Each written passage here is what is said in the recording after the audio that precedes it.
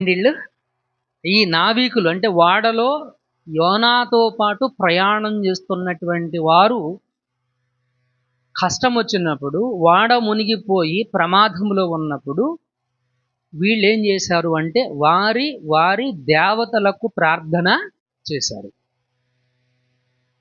అంటే వీళ్ళెవరు? అన్యులు, విగ్రహారాధికులు. వీళ్ళెవరు? ఇక్కడ వారందరికీ ఒక దేవత కాదు ఉంది, ఒక్కొక్కడికి ఒక్కొక్క దేవత ఉంది.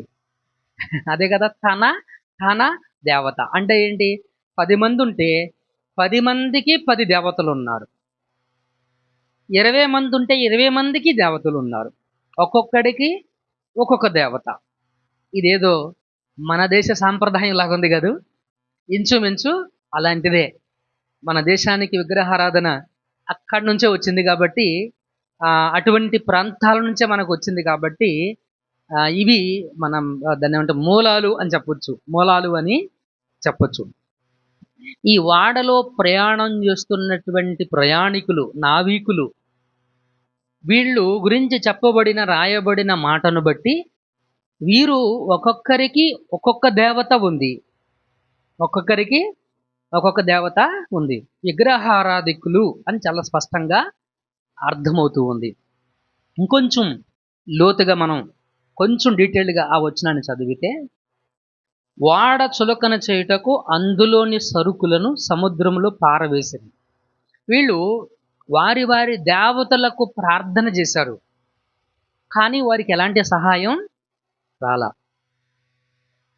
వారి వారి దేవతలకు వాళ్ళు ప్రార్థన చేశారు. ఏ సమయంలో ప్రార్థన చేశారు? కష్టంలో. కష్టంలో ప్రార్థన చేశారు, ఇరుకులో ప్రార్థన చేశారు, ఇబ్బందిలో ప్రార్థన చేశారు. కానీ వారికి ఎలాంటి సహాయ సహకారాలు అనేటువంటివి లభ్యం కాలేదు, దొరకలేదు. ఆ మాట మనకి ఎలా తెలుస్తుంది అనంటే, వాళ్ళు ఓడను చులకన చేయడానికి ఓడలో ఉన్నటువంటి సామాగ్రిని అంతా కూడాను సముద్రంలో పడేశారు. సహాయం దొరికితే సముద్రంలో పడేయాల్సినటువంటి అవసరత వారికి లేదు.